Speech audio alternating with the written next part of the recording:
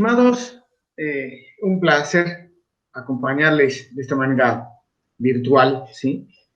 Quería, pues, hacer presentación del panel que hemos presentado con unos colegas que nos dedicamos desde distintos flancos, ¿no?, a pensar esta cuestión de cómo a través de la ética, ¿sí?, que es algo plural y complejo, podemos arribar, ¿sí?, al diseño, digamos, que de infraestructuras que permitan que el Estado se oriente hacia sus fines constitutivos, como es el bien común, el interés general, y poder en ese sentido, pues, cumplir con algunas de las exigencias que los teóricos de la administración pública del Estado actual, como por ejemplo nuestro querido Óscar Oslar, está remarcando desde de distintos lugares, ¿no? Es decir, la actual pandemia ha puesto de manifiesto, entre otras múltiples cuestiones, el hecho de que el Estado se está quedando bastante anquilosado respecto a la innovación tecnológica y la innovación económica que viene por el mundo, digamos, que del capitalismo, del sistema económico, etcétera, ¿no? Entonces, hay una serie de cuestiones importantes que pensar, ¿sí?, para tratar de pues, tener ciertas orientaciones, digamos, en las políticas públicas que son necesarias, ¿no? Nosotros nos hemos propuesto en este panel, pues, pensar un poco cuáles son las dificultades, por eso nuestro panel se llama Ética y Gestión Pública para un escenario post-COVID, ¿sí? Pensar un poco cuáles son las dificultades que desde el punto de vista ético nos está exponiendo esta situación de la gestión del coronavirus, ¿verdad? Pero no tanto desde un punto de vista, digamos, que catastrofista, como hubo por ahí varios filósofos y teóricos, digamos, que de la política que han hecho pues, aproximaciones un tanto utopistas, ¿no? Desde pensar que el sistema económico va a cambiar y vamos a arribar a una especie de socialismo, ¿no? O pensar que, al contrario, nos vamos hacia un escenario en el que va a haber un control social mayor del que hubo hasta la fecha y ciudadanos que van a ser, pues, casi, pues, siervos de un nuevo régimen feudal, por así decirlo, ¿no? Entonces, frente a este tipo de visiones optimistas o catastrofistas, nosotros hemos tratado de pensar cómo la ética puede ser una herramienta para precisamente, bueno, pues, tratar de enmendar, digamos, que las cosas que consideramos que nuestros estados están fallando, y casi podríamos decir que nuestros estados latinoamericanos, pero quizás sea una característica global, ¿sí? Y en sintonía con esto, considerar también qué es lo que podemos aportar desde este tipo de reflexiones para, pues, bueno, avanzar hacia otro lugar, ¿no? Entonces, nuestro panel tiene, digamos, que ese objetivo, ¿no? Eh, del mismo forman parte, por orden voy a presentar, ¿sí?, el doctor Óscar Diego Bautista, que es investigador del CONACYT, que es el Consejo Nacional de Investigación en Ciencia y Tecnología de México, y también es profesor en la Universidad Autónoma del Estado de México, ¿sí? Óscar es además quien me invitó a mí a participar en este tipo de indagaciones, ¿sí? Y tiene una amplia trayectoria en la investigación, digamos, que en la ética, pues, en la gestión pública, la ética pública, ¿no? Pues, quizá 30 años o 40 años, puede decir, ¿sí? Dedicándose a estas cosas, ¿no? Entonces, el doctor por la Universidad Complutense de Madrid en Ciencia Política y Administración, y actualmente se desempeña en México, donde además, aparte, tiene una actividad interesante porque tiene, pues, entre otras, una actividad de divulgación muy rica, los famosos cuadernos de ética para legisladores que ya arrancaron hace unos cuantos años, ¿no? Y que parece ser que algún legislador que otro lo leyó, ¿sí?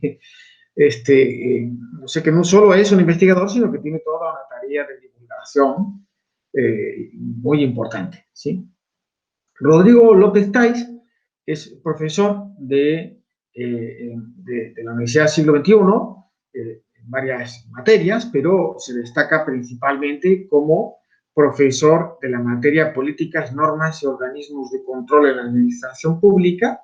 Él es abogado, también es profesor en la Universidad Nacional de Córdoba y tiene una amplia trayectoria de trabajo en organismos de control y como abogado, evidentemente, pues experto en temas de información pública, etcétera. Y Manuel Andión, que trabaja en el Ministerio de Finanzas en la provincia de Córdoba, en concreto en un área que se llama Experiencia Ciudadana, que tiene como función, como misión, pues tratar de medir cuáles, digamos, que los niveles o los umbrales de satisfacción de los ciudadanos ante la experiencia de gestión de los organismos que dependen del Ministerio de Finanzas y mejorar los procesos internos en base precisamente a esas mediciones, ¿no?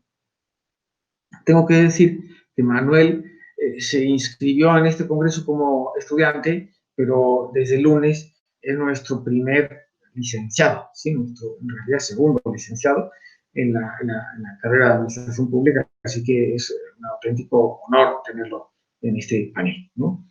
Y yo mismo, que me llamo Jaime Rodríguez Alba, que soy el director de la licenciatura en Administración Pública y de la Tecnicatura Universitaria en Administración y Gestión de Políticas Públicas en la Universidad Siglo XXI.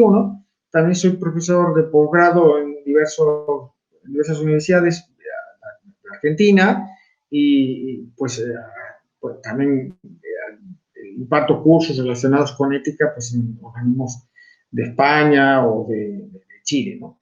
Y soy doctor por la Universidad Nacional de Educación a Distancia, también especializado en temas de ética aplicada a la gestión pública. Y aparte también tengo una maestría en Sociología en la Universidad Complutense de Madrid. Bueno, un gusto poder estar con ustedes en esta ocasión. Ahora cedo la palabra a Óscar Diego Bautista. Hola, buenas tardes a todos. Pues la charla o mi ponencia va a tratar se titula sobre ética pública aplicada en el escenario post-COVID. ¿Y de qué va a tratar? Bueno, pues prácticamente se cuestiona hay dos preguntas que hay que resolver, ¿no? Una es, ¿cómo reaccionaron los gobiernos y administraciones públicas desde un enfoque ético ante el problema del COVID? Y la segunda pregunta es, ¿cuáles serían los nuevos retos que enfrentarán los gobiernos desde el punto de vista de la ética pública?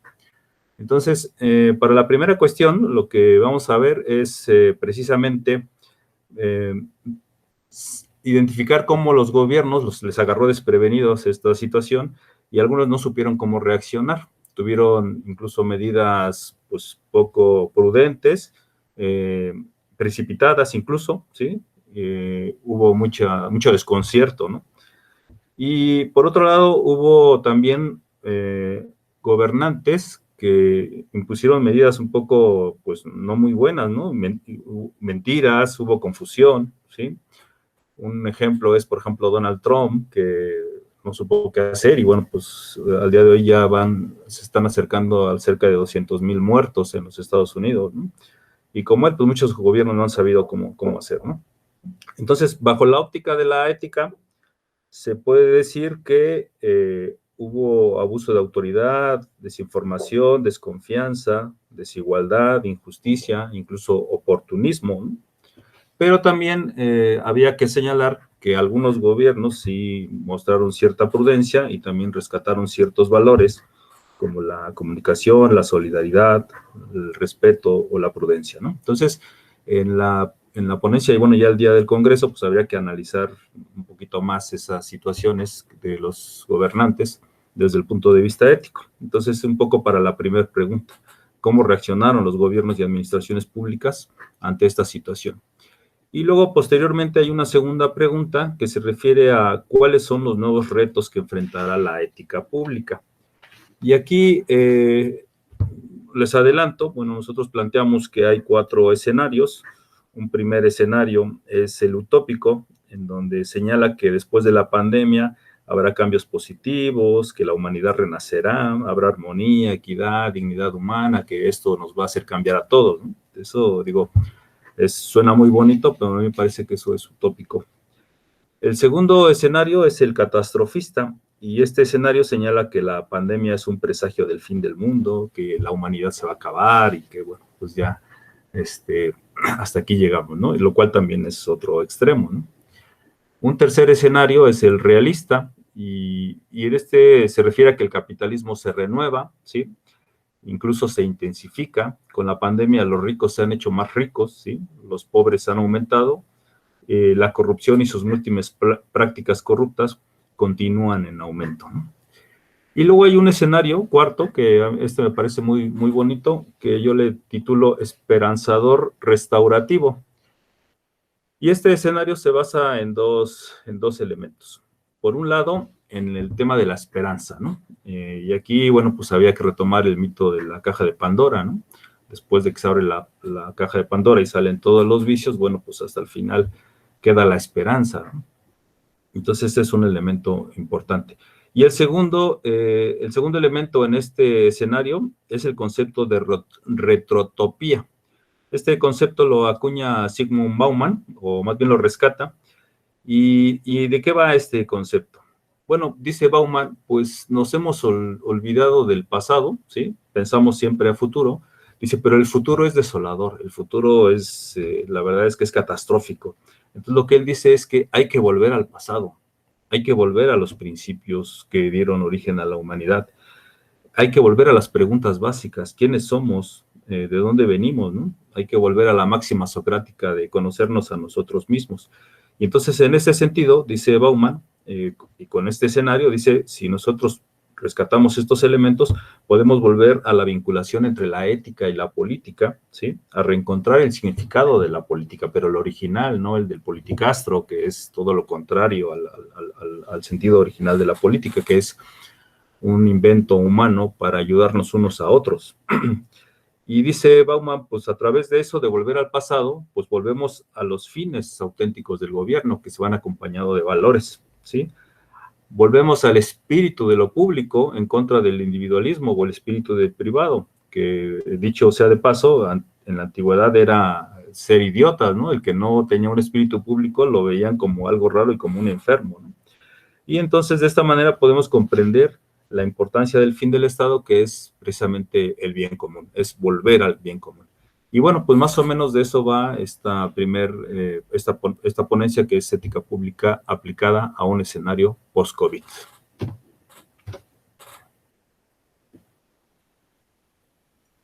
Muchas gracias, Oscar, por tu intervención desde México, ¿sí? Nos acompaña desde México, Oscar. Y a continuación, pues Rodrigo nos va a exponer algo que también ha estado bastante manifiesto en esta situación, que son las dificultades con la información pública. Rodrigo.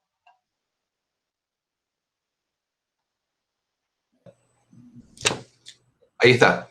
Bueno, les agradezco mucho la invitación. Para mí es un placer poder compartir con ustedes este diálogo, estas opiniones, que tienen como hilo conductor con relación a lo que venía diciendo Oscar, la preocupación sobre el escenario posterior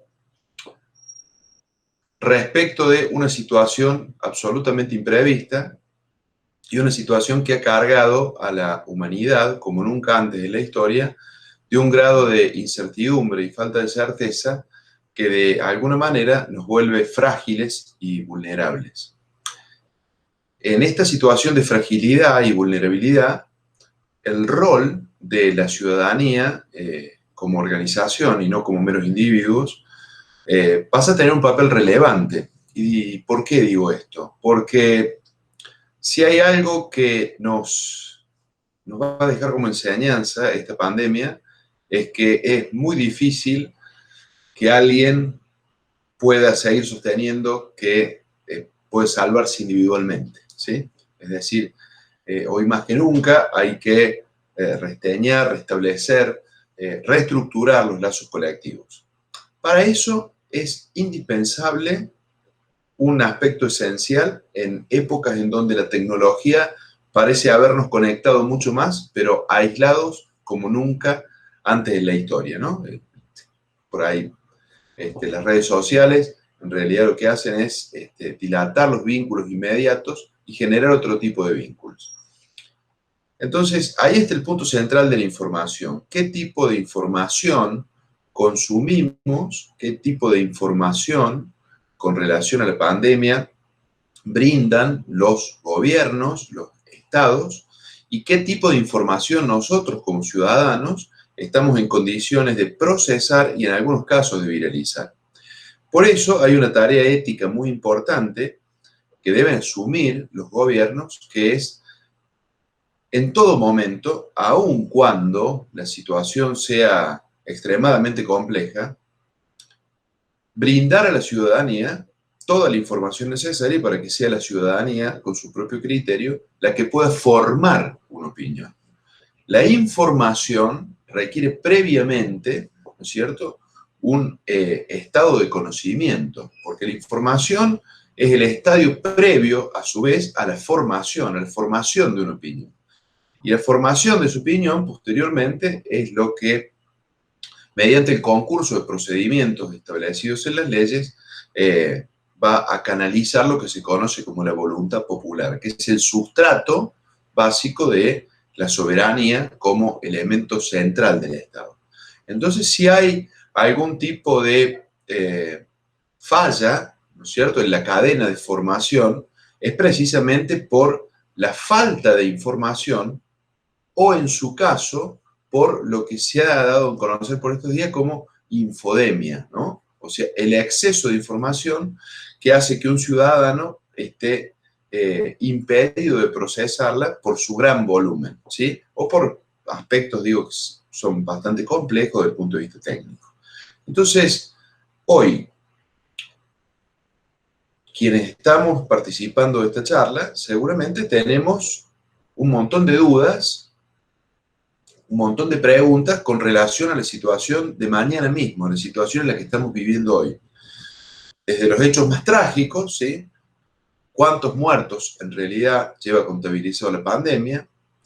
¿Hay o no ensayos positivos con relación a una posible vacuna? ¿Qué participación tienen los gobiernos en esto? ¿Cuál es la tasa de viralización? Porque, por otro lado, la pandemia es un escenario donde se disputa la política también. Entonces, donde se disputa la política, hay creación de relato. Y la creación de relato no está vinculada íntimamente con la información fidedigna. Muchas veces hay información manipulada, distorsionada. Por eso es fundamental que los estados asuman la necesidad de otorgarle un marco de transparencia que, en situaciones como esta, más que nunca antes, es necesario para evitar precisamente esas distorsiones, esas malas interpretaciones y esa situación de incertidumbre y vulnerabilidad que es caldo de cultivo de discursos autoritarios, totalitarios, ¿no es cierto? Y todo lo que conocemos que ha sucedido en otras ocasiones frente a hechos similares, no como este, ¿sí? En donde toda la humanidad de manera globalizada se está viendo afectada. ¿Cómo vamos a elaborar entonces algunos puntos que tengan que ver con el trabajo esencial de los ciudadanos con relación al Estado y del Estado con relación a la ciudadanía? Bueno, poner de manifiesto de que no puede haber ocultamiento de información. No puede haber lo que Norberto Bobbio denominaba los arcana imperii, es decir, los secretos del rey, ¿sí? Porque a partir de allí se va a generar un estado de suspicacia en donde toda la información que se traduzca será puesta en tela de juicio y será tomada con escepticismo, dando lugar a una serie de, como decíamos, ¿no es cierto?, teorías conspiranoides que pueden llegar a agravar esta situación que ya de por sí es muy difícil. En segundo lugar, con relación al Estado. Extremar las medidas para evitar que la discusión sobre los efectos, consecuencias y alternativas a la pandemia caigan dentro del debate de lo que se conoce como la política de facción. El debate sobre la pandemia es un debate eminentemente político. Si se tiene en cuenta la dimensión originaria de la palabra política, es decir, como bien decía Oscar, como la participación en los asuntos comunes a la polis. Ahora bien, otra cosa es la política de facción, la política desde el punto de vista gonal, desde la disputa del poder. Ahora, si vamos a poner este tema como un elemento más de esa disputa de política de facción, seguramente los resultados van a ser mucho más negativos que los indicadores sanitarios, ¿sí? Porque se van a utilizar elementos que hoy en día necesitan darle certidumbre y certeza a la sociedad en medio de este marco que, como decíamos, es de incertidumbre generalizada. Entonces, tiene que haber un pacto de la ciudadanía de intentar evitar en acciones comunes todas aquellas conductas que de alguna manera puedan agravar la situación, ¿sí? Voy a tomar una frase de Alejandro Magno, horas antes de la batalla del Gránico, cuando reunió su ejército y le dijo: hoy, más que nunca, de la conducta de cada uno depende la suerte de todos. Entonces me parece que ese tiene que ser una especie de imperativo para la ciudadanía. Y por otra, tiene que haber un imperativo para aquellos ciudadanos que ejercen responsabilidades en los gobiernos del Estado, ¿sí? Hay cosas con las que no se juega. Y este es un momento en donde es imperioso tener un salto de madurez y entender la gravedad del momento histórico por el que estamos atravesando. Por lo tanto, el manejo y acceso a la información pública tiene que ser fluido, asequible, tiene que regir el principio de máxima divulgación, de manera que la información pública pueda llegar a todos y pueda ser contrastable y chequeable. A partir de ahí, me parece que el gran desafío está en no los retos que nos va a dejar la pandemia, sino fundamentalmente cuáles son las enseñanzas que vamos a sacar de esto. Eso es todo lo que tenía para aportar. Espero haber sido útil. Muchísimas gracias. Muchas gracias, Rodrigo, a vos, ¿sí? Ha sido útil, y como decía Spinoza, nada hay más útil a un hombre que a otro hombre, ¿sí? Digamos ser humano, porque hay que usar el lenguaje bien, ¿sí? Entonces, de hecho, bueno, ya posteriormente invitaremos, ¿no?, a la gente que nos escuche a poder profundizar, ¿sí? En sintonía con lo que han expuesto Oscar y Rodrigo, ¿no? Rodrigo nos trae esta cuestión del imperativo ciudadano y también la cuestión del imperativo para los políticos y las personas que están encargadas de la gestión pública, ¿sí? Que son dos imperativos muy importantes. Entonces, podemos traer muchas cosas a relucir, ¿no? Por ejemplo, en Córdoba, que es donde nosotros vivimos, San Óscar, hemos vivido hace poco la situación conocida por todo el país y que además no ha sido única, de este padre que no pudo pasar a despedirse de su hija, ¿sí? Porque cumpliendo los protocolos del COE, es decir, el Centro de Emergencias, ¿no?, de emergencias, no le dejaron pasar, ¿no? Que todo el mundo sabe que en una cuestión de gestionar una crisis, evidentemente, el imperativo de la salud pública está por encima de todo, ¿no? El principio de justicia en el acceso a los recursos sanitarios obliga a las autoridades a primar el bien público de la salud sobre el bien particular, en este caso, del país de circulación, ¿sí? Yo creo que nadie está cuestionando esto, ¿sí? Sin embargo, la actuación deja que pensar desde el punto de vista ético cómo se ha actuado siguiendo pues, lo que en la administración pública llamamos un modelo burocrático rígido, es decir, una orden que vino impuesta y no se supo actuar en el momento, ¿no? Entonces, o no se actuó quizá con la flexibilidad que la situación hubiera ameritado, ¿sí? Tratando de comprender otros escenarios posibles, otras posibles soluciones, ¿no? Bueno, digamos que la pandemia nos está poniendo ante múltiples situaciones. Rodrigo también nos hablaba de la cuestión de la responsabilidad política, ¿sí? y evidentemente está a la luz del día, por lo menos en Argentina, como digamos que la gestión de la situación pues, nos ha llevado a una especie de desboque ciudadano en la que tenemos la responsabilidad de los ciudadanos, pero uno se puede preguntar, ¿sí? ¿Y qué es lo que el Estado ha hecho? ¿Sí? Entonces, bien, todos estos interrogantes sí nos llevan a pensar, ¿no? Y es lo que yo quería traer un poco, y después Manuel va a seguir con esta sintonía. Bueno, ¿qué podemos hacer, no? Entonces, hay, desde el punto de vista, digamos que de la ética, los instrumentos o de las herramientas que la ética en su dimensión más práctica tiene, se encuentra la famosa gestión de integridad, ¿sí? Que es algo que está hoy por hoy en el candelero ético mundial, ¿no? Es decir, en lugar de concebir la ética como un sistema de normas o de regulaciones ancladas al derecho para tratar de controlar los actos individuos, sean corruptos o no, ¿sí? Vamos a tratar de concebir la ética como algo proactivo, es decir, concebir la ética como capaz de generar buenas prácticas, ¿sí?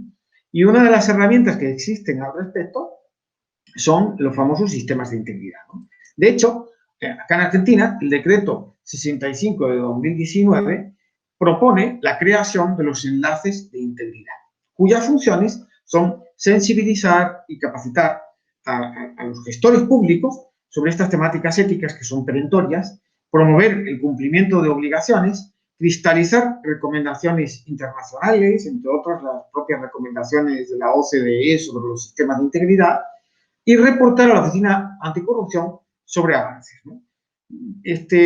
Yo soy de los que creen que la infraestructura ética argentina está limitada para empezar, porque la famosa la Ley Nacional de Ética propone la creación de una comisión de ética que quedó reducida a ser una oficina anticorrupción que además tiene, desde el punto de vista de los expertos, por ejemplo, del mecanismo de seguimiento de la Convención Interamericana contra la Corrupción, bastantes déficits, como, por ejemplo, depender funcionalmente del nombramiento por parte del presidente de la nación, que es una seria limitación a la independencia funcional de un órgano que tiene que precisamente velar y hacer cumplir las normas, o más que velar, por lo menos vigilar, ¿sí? Después todos sabemos que tiene que derivar a tribunales en caso de que exista algún tipo de ilícito, ¿sí?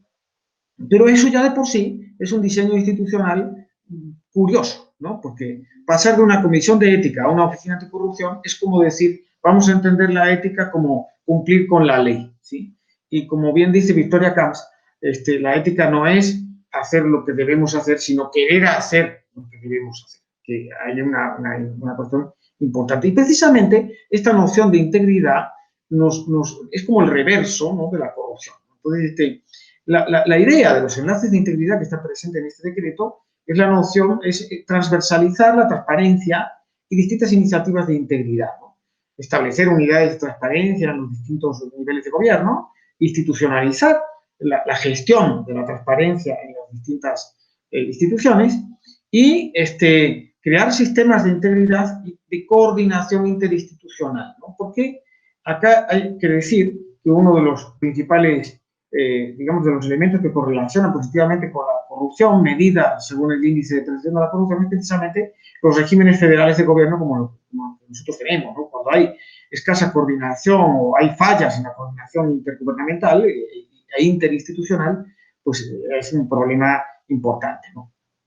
Ahora bien, del mismo modo que la responsabilidad jurídica atañe al pasado, la responsabilidad ética, que es lo que tratamos un poco de traer al candelero y ojalá que en la interacción podamos discutir, tiene que ver con el futuro, ¿sí? Entonces, a la hora de gestionar la integridad, no solo tenemos que evitar riesgos de malas prácticas, sino que tenemos que fortalecer lo que en términos, pues actualmente se está trabajando mucho, sobre todo en ética institucional, en ética de las organizaciones, en los climas éticos, ¿no? Y eso supone primero, pensar las reformas que hay que hacer desde el punto de vista de este estado futuro del que nos habla Oscar Oslak, ¿sí?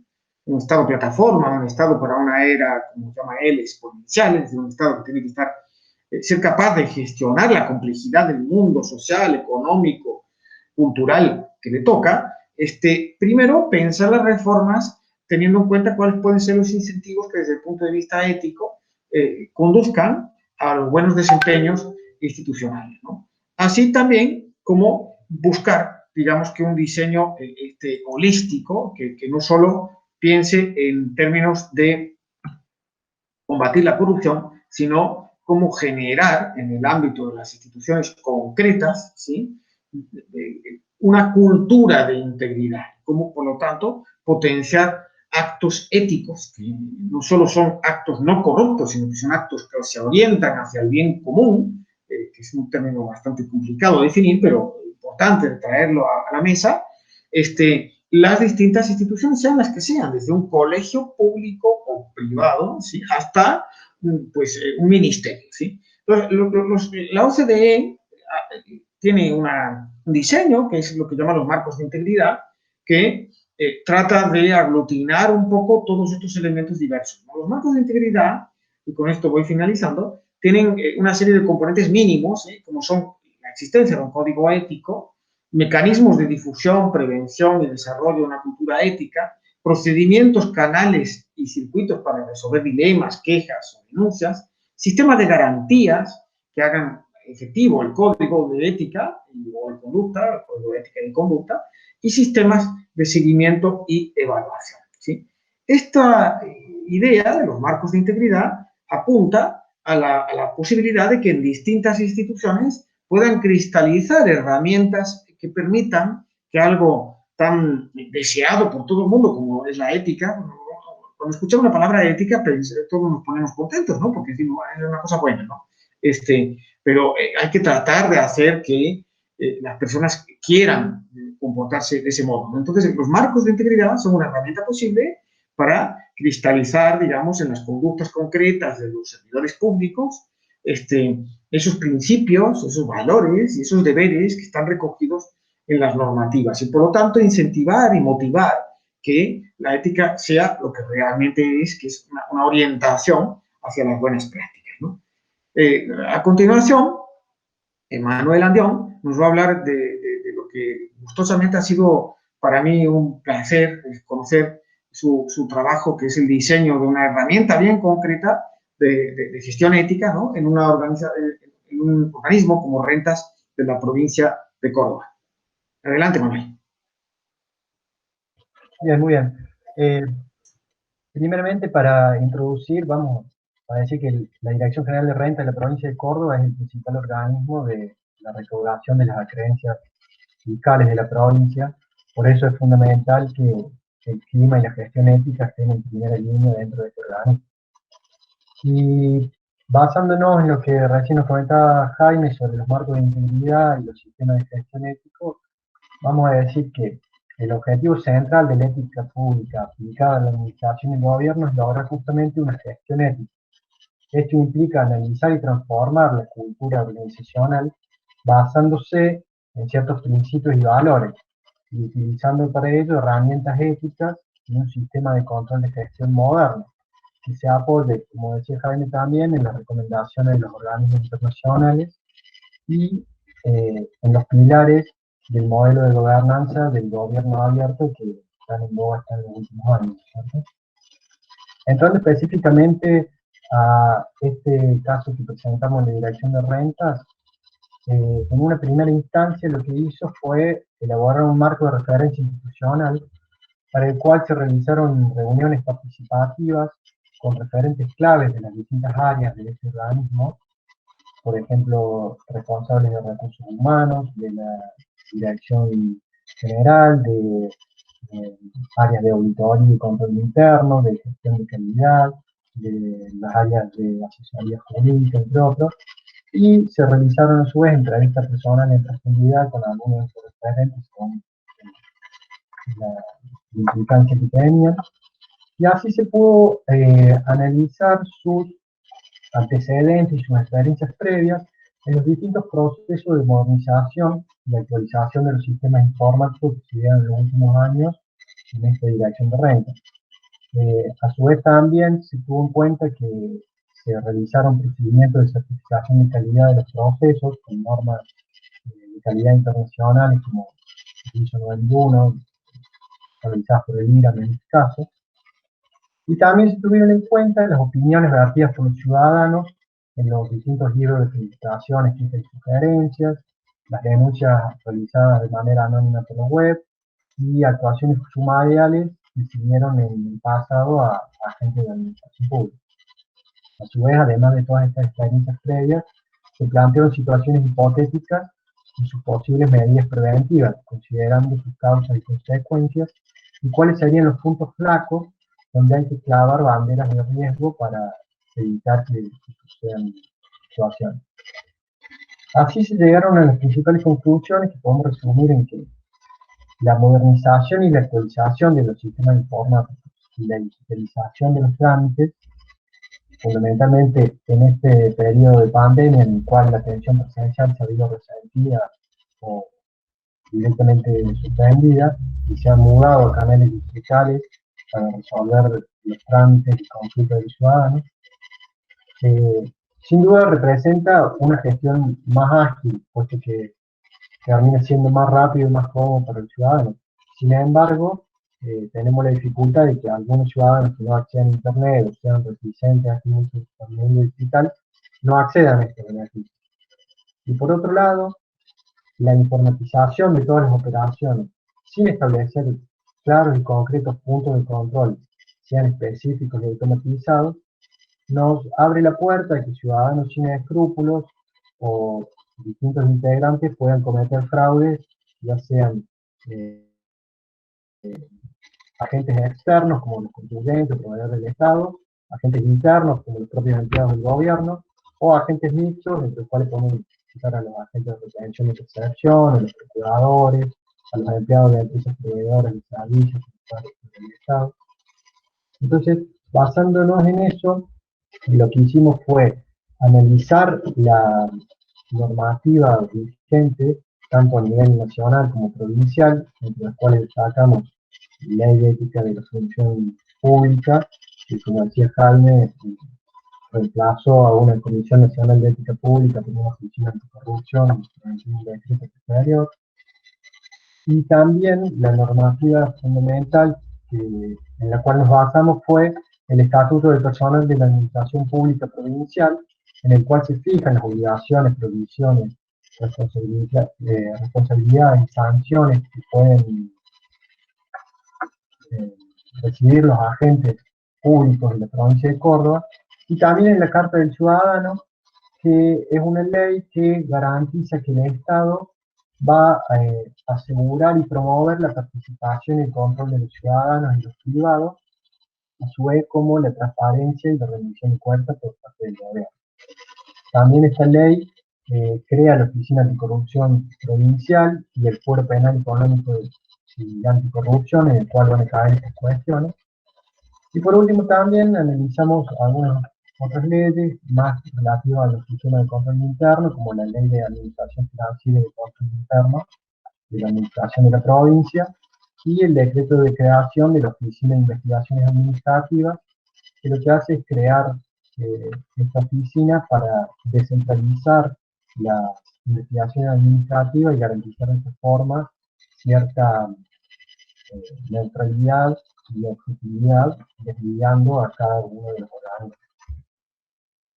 Analizando todas estas cuestiones, a lo que pudimos concluir es que si bien existe una cultura organizacional que pregona el comportamiento ético e íntegro desde los distintos sectores, fundamentalmente difundiendo los valores o debatiendo sobre el fraude y su impacto, esto se desarrolla de manera disgregada y sin un hilo conductor único que potencie su efecto. Debe ser totalmente centralizado y estar inmerso dentro de la cultura organizacional. A su vez, las acciones específicas para combatir el fraude, fundamentalmente los controles preventivos, que justamente representan la mejor práctica de ayuda a mayor eficiencia y eficacia, se encuentran desactualizados o directamente no existen con la rigurosidad demandada por el caso. Nos comentaban algunos referentes que con esta migración de los sistemas informáticos, de la tecnología, de la actualización de los trámites, ha quedado un poco desactualizado o desfasado el control que se hace en las distintas etapas. Y por otro lado, notamos que existe una falta total de instrumentos y políticas específicas que definan acciones y órganos de aplicación para toda esta cuestión. En base a eso, lo que nosotros planteamos fue un marco de integridad para la Dirección General de Rentas que analice tanto sus elementos esenciales como complementarios. Dentro de estos elementos contamos con los instrumentos que citaba Jaime, como los códigos de ética, los procesos de evaluación de los riesgos, la formación en ética, el sistema de consulta para determinar soluciones de los dilemas éticos, a las denuncias, a la detección e investigación de conductas antiproductivas, a su vez como los procesos de definir la integridad diaria hacia ella y las estructuras que son necesarias para llevar a cabo esto, como por ejemplo un comité de ética o inspectores internos.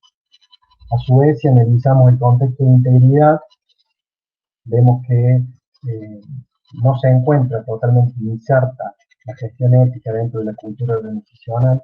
Esto no se percibe dentro del clima laboral, según algunas encuestas que pudimos realizar. Y tenemos que tener en cuenta también que existe un contexto externo representado por distintos actores, tanto del sistema público como privado, como desde los partidos políticos, los distintos órdenes de gobierno, hasta las empresas privadas que interactúan con el Estado.